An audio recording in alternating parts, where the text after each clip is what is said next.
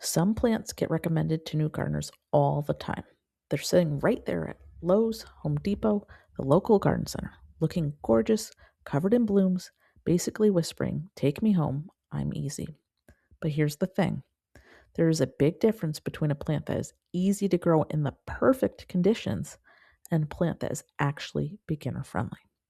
Because beginner friendly should mean forgiving, it should mean low drama. It should mean you are not constantly wondering, why does this thing look terrible already? So today, I'm sharing plants that people often call easy or beginner friendly, but I personally think come with a lot more fine print than most people realize. And before anyone comes for me in the comments, I'm not saying these are bad plants. Some of them I actually love and own myself. I am saying they're not always the best set it and forget it plants. So let's get into it. First up is lavender. And I know, lavender is beautiful. It smells amazing. It looks dreamy in a garden. It gives the whole cottage garden bees buzzing, peaceful backyard moment. But lavender gets recommended as beginner friendly all the time because people hear drought tolerant and thinks that means impossible to kill. It does not. Lavender is easy if you have the right conditions. It wants full sun, it likes excellent drainage, it does not want to sit in wet soil, it does not want heavy clay, it does not want rich, soggy garden soil where its roots stay damp all winter. And that is where a lot of people get disappointed. They buy a beautiful lavender plant, stick it in a normal garden bed, water it like everything else, and then it looks sad, woody, crispy, or just completely disappears after winter.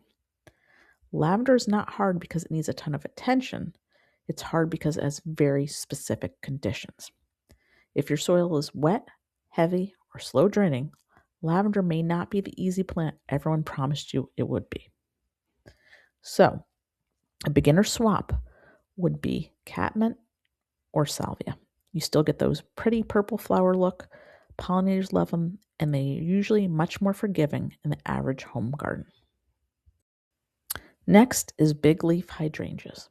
These are the classic blue and pink hydrangeas everyone falls in love with at the garden center, and I completely understand why.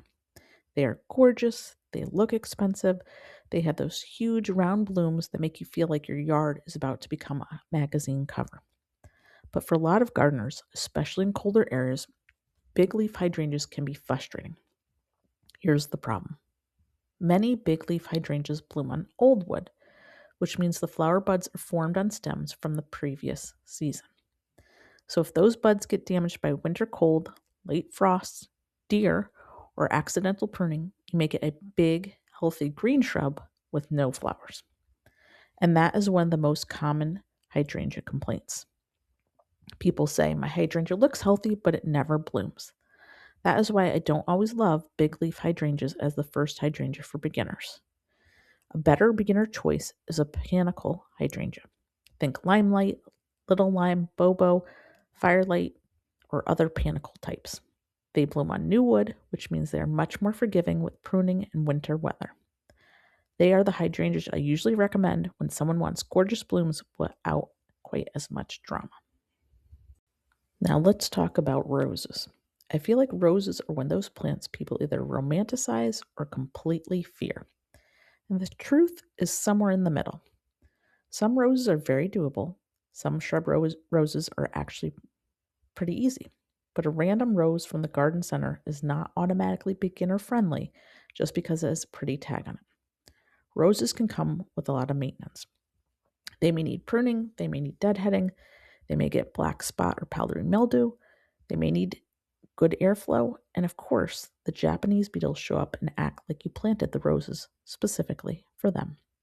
This is where beginners can get frustrated. They think they bought a romantic, easy flowering shrub, but they realize it has pests, disease issues, thorns, pruning questions, and flowers that may not last as long as expected. I am not saying don't grow roses, but if you're new to gardening, choose carefully. Look for disease-resistant shrub roses, landscape roses, or varieties known to perform well in your area. And if what you really want is big, romantic flower look with less constant attention, consider peonies. They have shorter bloom window, but once established, they're much more leave me alone and I'll come back every year than many roses. Dahlias are next, and this one hurts a little because they are stunning. Dahlias are the kind of flower that make you stop scrolling. The colors, the shapes, the huge blooms, they're absolutely beautiful. But beginner friendly? Not always. Dahlias can need staking, they can flop, they may need regular watering. Slugs and other pests can bother them. In colder zones, they're not usually plant at once and forget it flower. You often have to dig up the tubers, store them properly over winter, and replant them the next year. Now, some gardeners love this process. They love collecting dahlias, digging the tubers, dividing them, labeling them, and storing them. But if you're brand new and just want flowers that come back without a whole winter storage project, dahlias may feel like a lot for you. A beginner-friendly option would be zinnias or cosmos. They are annuals, so yes, you plant them each year, but they are easy from seed, bloom like crazy, and don't require the same level of tuber storage and babying. Next up, delphiniums. These are those tall, dramatic cottage garden flowers that look absolutely magical in photos. And that's the problem. They look like a beginner's dream, but they are not always beginner friendly in real life. Delphiniums often need staking. They can snap or flop in storms. They can be short lived. They may struggle in heat and humidity, and sometimes they just don't come back as strongly as people expect. They are one of those plants that look effortless in a beautiful garden photo, but behind the scenes, someone is usually doing some work. So if you want that vertical flower spike look, but you want something easier, I would look into salvia, veronica, or catmint. They still give you that upright shape. They work beautifully with other perennials and are generally less fussy. Clematis is another plant I love, but I do not think it's always as simple as people make it sound. At the garden center, clematis looks like this beautiful flowering vine. You picture it climbing a trellis, blooming beautifully, and making your yard look instantly charming. But then you get at home and realize there are pruning groups: Group 1, Group 2, Group 3. And suddenly, this easy flowering vine feels like it needs a user manual. Some clematis bloom on old wood, some bloom on new wood. Some need to be pruned at one time, others at another time.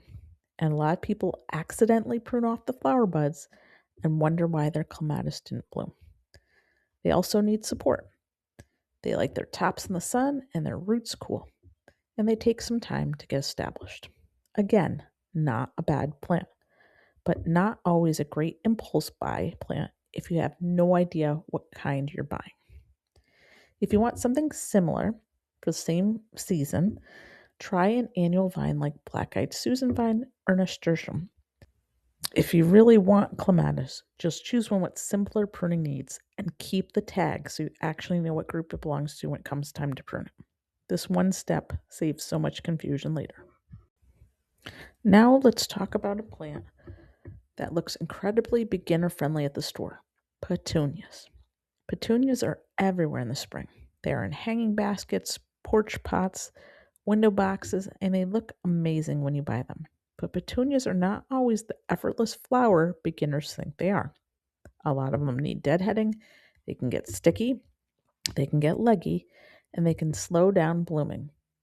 They may even need regular feeding. And halfway through the season, that gorgeous basket you bought in May can look tired unless you trim it back and keep up with it. Now, some newer varieties are better, some are more self-cleaning, but many petunias still need maintenance if you want them to look fresh all summer long. So this is a perfect example of a plant that's easy to buy and easy to love, but not always easy to keep looking good.